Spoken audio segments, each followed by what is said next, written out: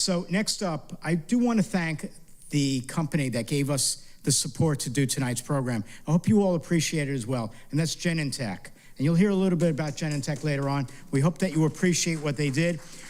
We cannot do the educational programs that we are doing without the support of the pharmaceutical industry. They actually do want you to learn about everything that we provide at these programs. So we're hoping that you do appreciate what they do and what others do to help us out. Tonight's program is a little bit different. It's called Compass to Care. Okay, Compass to Care is where we're just trying to bring everything together without talking about the specific medications directly, but what involves in your care to do these, to live with multiple sclerosis.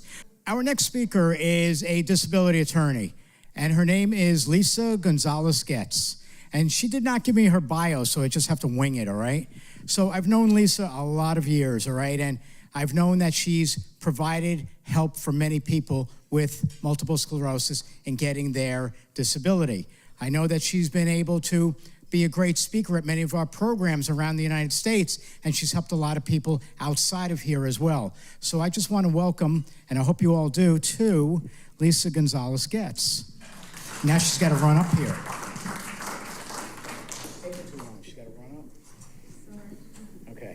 So, do you want handheld? Do you want Thank you. Thing? I'm just, Okay. Hi, good evening, everyone. Thank you for coming. Happy, healthy New Year 2017. My name is Lisa Gonzalez Goetz. Stu does not need a bio. Many of you have seen me on some of the MS Views and News talking for the previous years, always about the same topic, Social Security disability, and some of the changes. I've been doing this for 26 years. I'm actually across the street in Boca Raton. We handle cases nationwide. It's a firm owned by my husband and I. It's called Gonzalez and Goetz. Our website is We Get Your Disability. It's a little lingo catchy, but it's not spelled G-O-E-T-Z, it's G-E-T-S. So Stu asked me to talk today about some of the changes of Social Security and what they're doing for 2019. So I always start these talks with trying to find out a little bit about the audience and how many people are actually on benefits currently, by a raise of hand.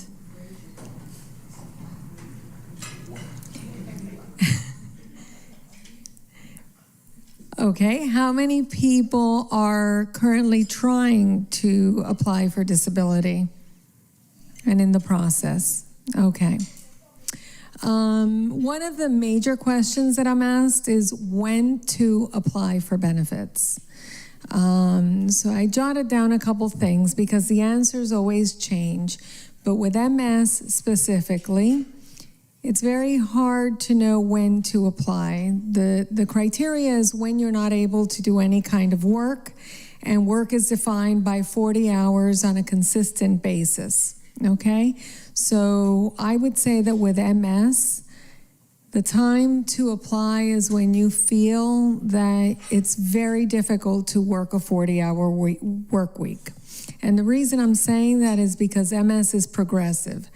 And the process is a long process. As many of you know here in the room, by the time you're actually diagnosed with MS, you've been suffering for a while.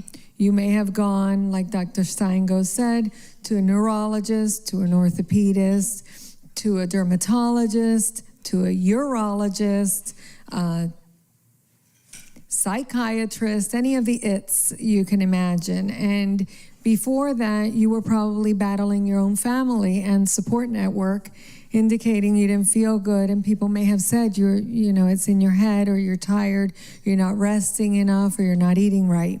So by the time you get a diagnosis of MS, most of the time the symptoms for yourself, at least personally, have been evident. So my suggestion is that you start gathering all of your medical records in terms of filing away, when did this start, how long have I been feeling this way. If you know anybody with MS, or any of your loved ones has it, or another patient in the doctor's office, find out how it's affecting you, because what disables you is not the diagnosis.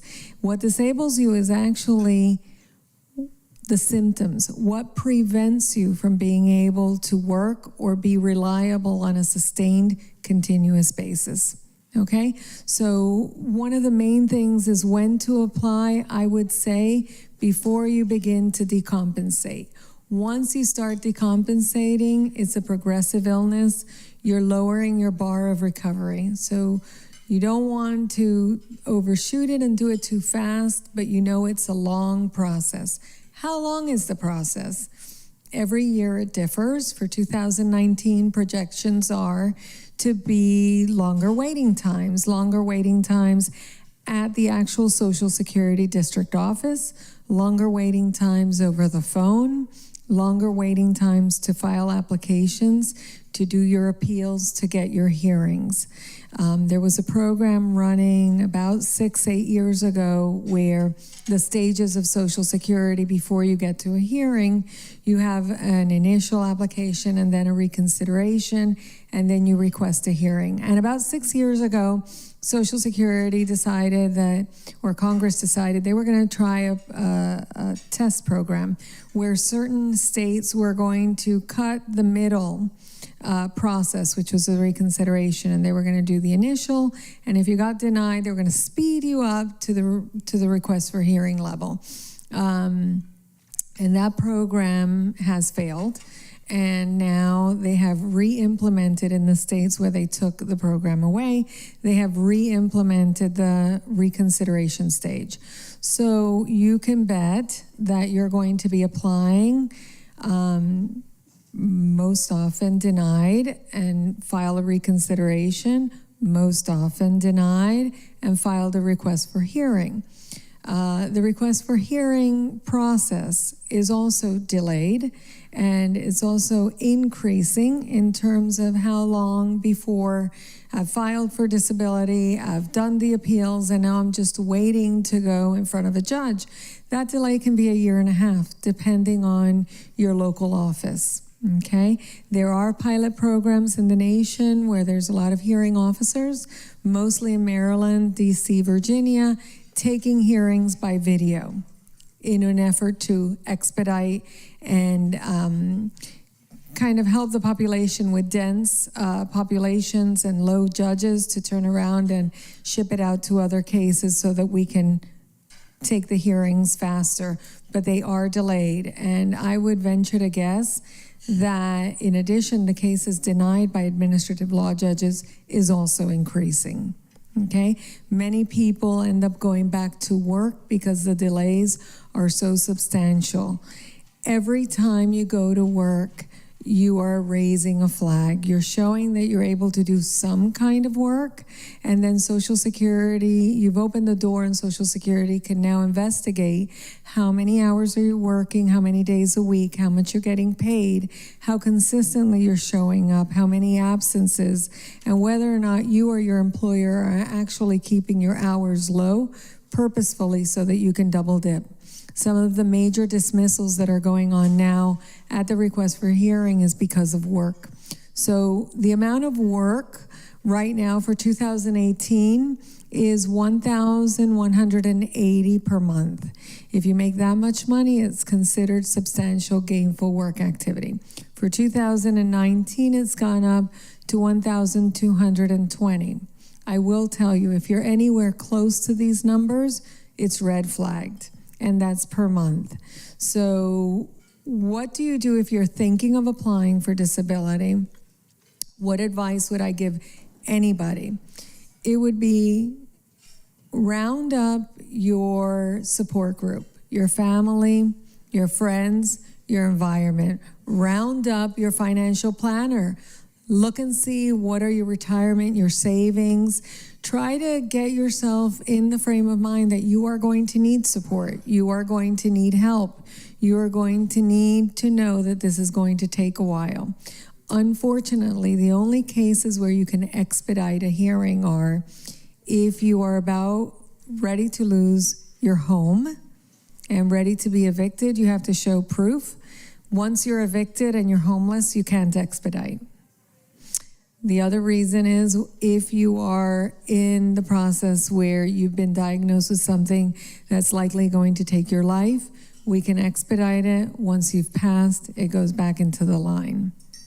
So the reason I'm saying this is so that you can get as much help and as much support so that people are behind you with the application process. The application process requires a lot of form filling out. They only give you 10 days to fill out 3 forms, each form 10 pages long.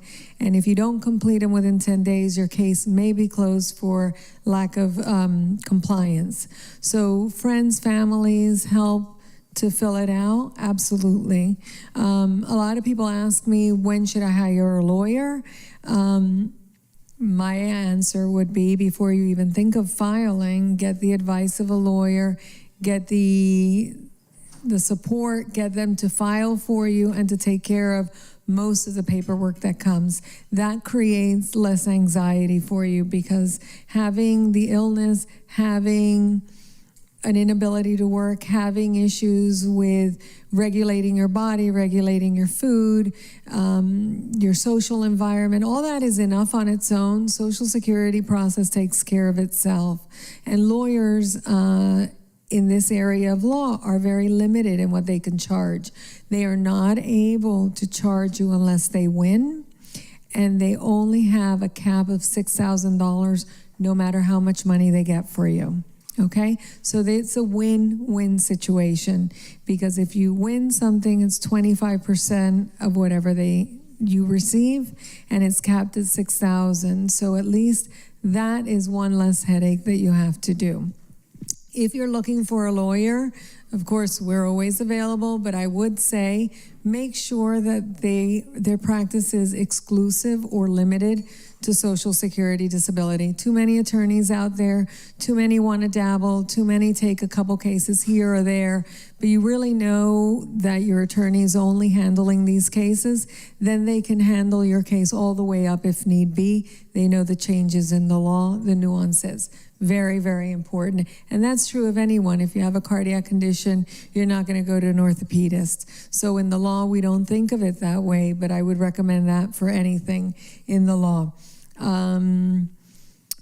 To work or not to work, we talked about that. A couple of other changes is this is the first time since 2012 that there's been an increase with Social Security, and you're going to see a 2.8% increase in payments in 2019. The age of retirement is also going up to 66 and a half, so 66.6 months is going to be the new age of retirement. The waiting periods are increased. Another little quick thing that I want to talk to you about are the video hearings.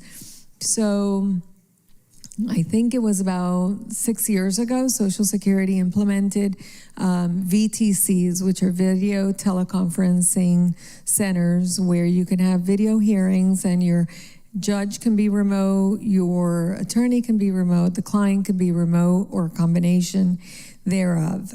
It's up to the judge to see whether or not they approve it. What it does is it streamlines your case and it can expedite your case. So my mother-in-law always says to me, why would a person in Philadelphia come to an attorney in Florida? That makes no sense. And with video telephone conferencing, the benefit is that you can get the most experienced attorney anywhere, and you can streamline it where you don't have to wait for a hearing in your local office. Now these hearings can be done nationwide, and it can shave a lot of the wait time for you. So that's one of the biggest reasons. This year in 2019, there's a proposal right now in front of Congress, and the proposal is to no longer let the judges decide whether or not they approve the VTCs, because right now the client can wish to have an attorney who's not present at the hearing, but the judge can say no. So for example, you live remotely in Alaska, you need an attorney present with you if you want an attorney from another place, or your only attorney and your only help would be an attorney in your rural area. Right now, the judges decide whether or not they approve it, so I fly oftentimes across the nation, wherever there's a great case or cases that are not approved because it's federal law. So the law is currently starting to change. According to the new proposal, they are going to make it at the discretion of the client. Okay, so it may not seem like a big shift, but it is a big shift because it may actually shorten a lot of the wait times. And it used to be that in your hearings, you would have a medical expert, a vocational expert.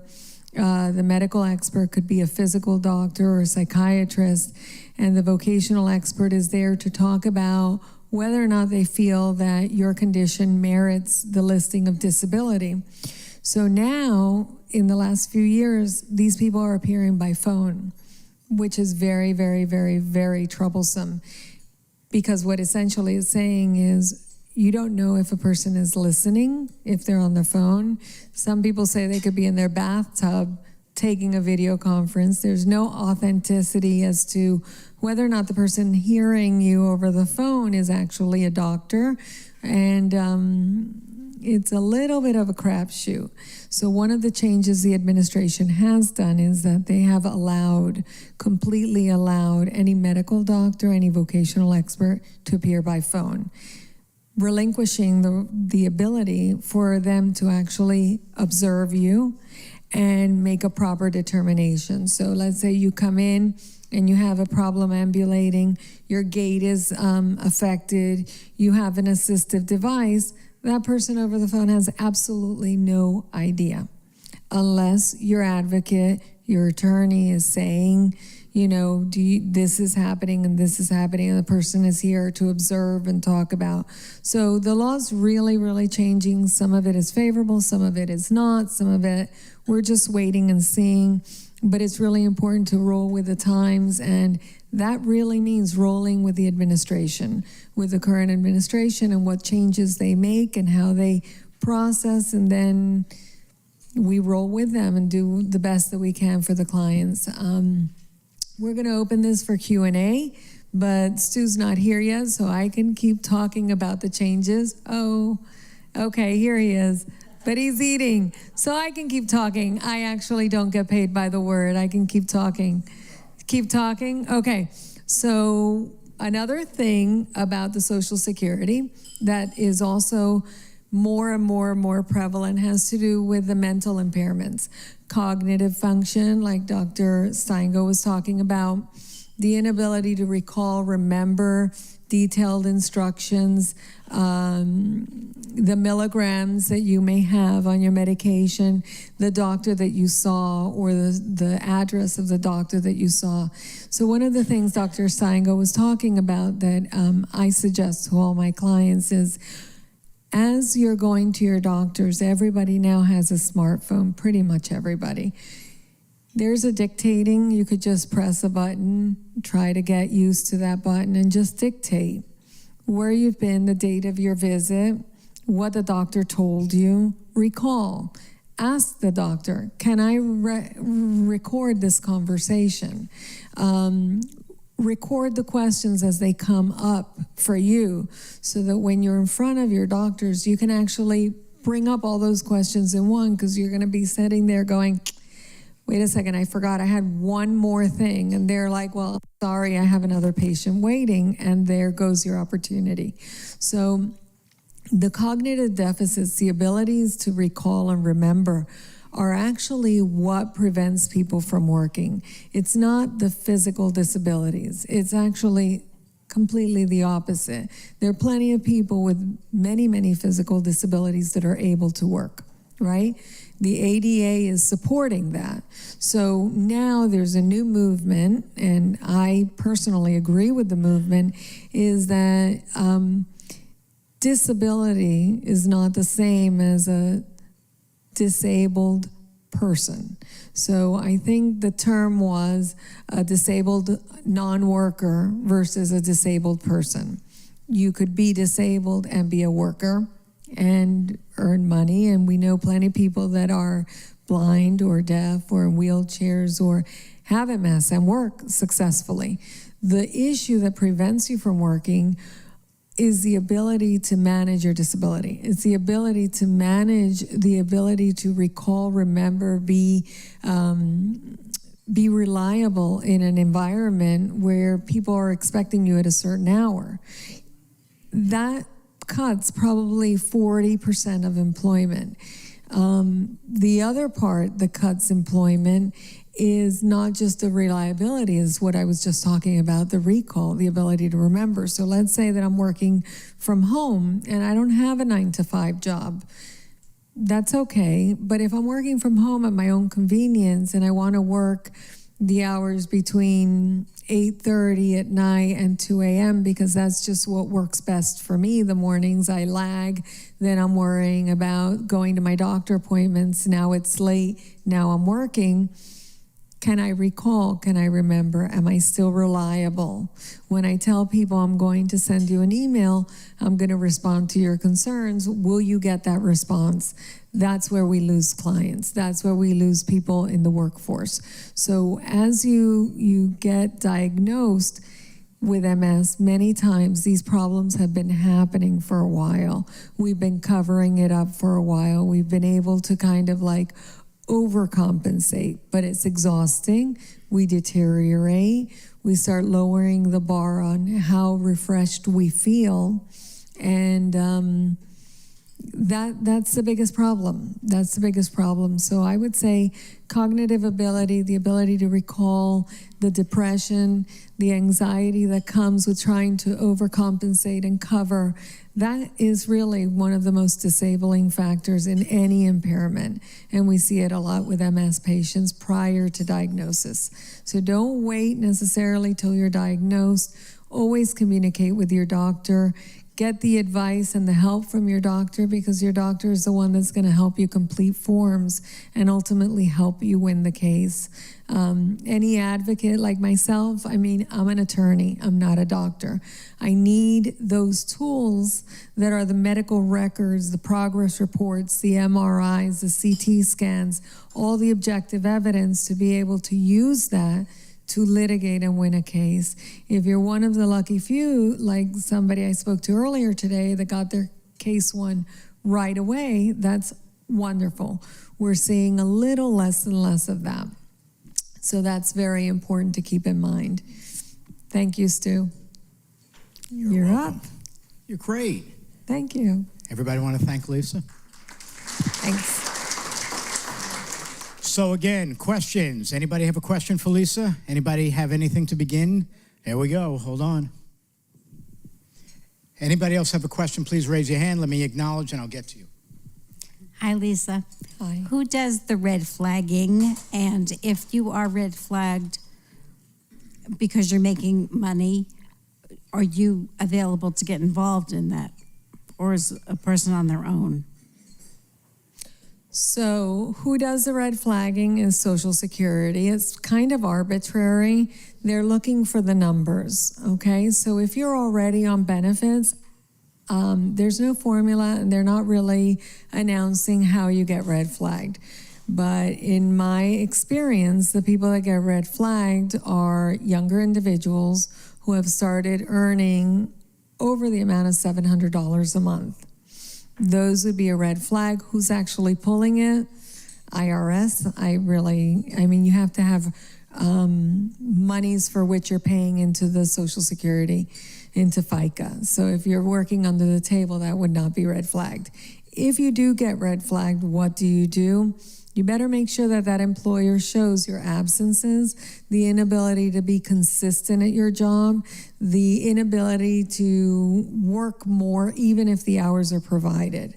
Would I be available? I would never get paid for everybody who tries to go to work. However, I'm always available to help the MS community. So anybody can email me, call me, and I'll be happy to render an answer and give you advice. The biggest problems are people that work on a continuous basis. These amounts continue month to month, and then the government catches up with you. Like we said, they're very delayed. So years later, they'll catch up with you and they'll say, oh, we saw that you were working in 2014, 15, 16, and now you're charged with a huge overpayment, sometimes in excess of $100,000. So, you know, these are really, really hard issues, and the hardest thing is that if your benefits get cut, your Medicare and your Medicaid goes with it. So I would say, when I say red flag, and if you were to go through all the speeches that I've given, I always bring that up because I see it on a daily basis. Going back to what you're speaking about, do they go off after seniors as much as they do people younger, you know, that are on disability? So the answer is I don't believe so.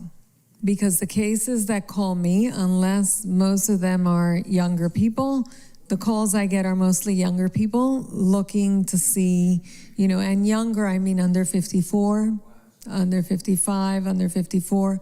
Those are the people that call with overpayments. That's what they're classified as. Okay.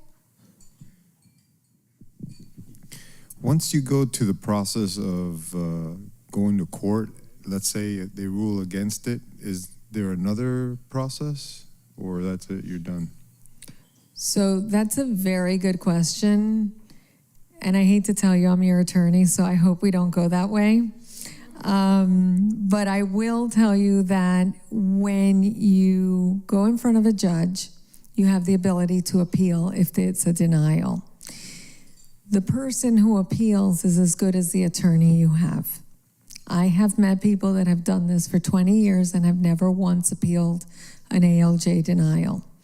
When you appeal that, it's a written brief that gets submitted. It gets submitted to Virginia, essentially the boss of the judge, and there's a huge analysis that goes into whether or not the judge committed an error. If the judge committed an error and it comes back to the same judge. So egos prevail. It could be a little bit uncomfortable.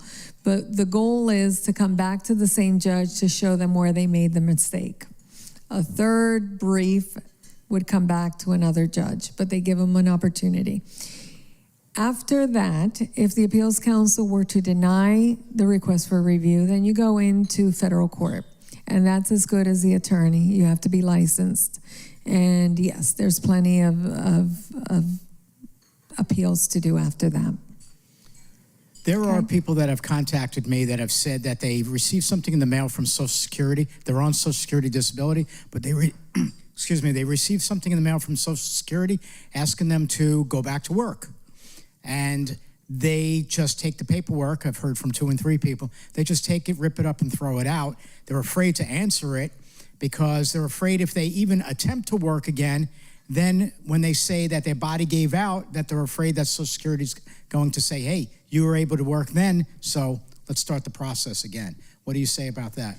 What say you? I say that there are several states that have work programs. Some have study programs where if you're going to be receiving some sort of welfare during the process, they urge you to work. So in order to receive welfare dollars, you have to either go to school and earn a certain amount of credits or go back to work. What to do with that request? I've seen it both ways. If you throw out the form into the garbage, it may affect your welfare benefits, but not, so that's at a state level, not at a federal level. If you do go to work, you are paying federal income taxes, so that raises a red flag. So, but I've seen it in several states, some more than others. Okay. Any other questions? Anybody have a question? Okay. Well, thank you, Lisa. I'd like to say one more thing. Go yes. ahead. Is that a question? Not a question. Okay. You can say it anyway. So I was explaining to somebody earlier in the program that as an attorney, we are trying to always evolve with the changes in the law. And we have always tried to get Social Security benefits and get you your Medicare, your Medicaid, right? Once we get it, that was great. Clients start calling us, when do I get my Medicare card? What does it cover? And we've always had our hands tied and not really know what to do with it. So at this point, we've been able to extend the practice, not the legal practice, but a healthcare insurance practice in certain states only. And the benefit of it is really to find out how we can give our clients the best service with their impairments and make sure that their doctors are being covered under their plan, just the same way Dr. Steingo said. We can talk about medication, we can talk about it, what's best for you, but really the bottom line is coverage. So I just wanted to throw that out there and let everybody know that since this is what we do, and many of you are already receiving benefits, please respond to Stu, make comments, let him know how else I can provide some assistance for you in the future, because I don't want to just give the same repetitive information. I want to try to be progressive and give you an information that will actually help. Okay? Thank you. Thank you, Lisa.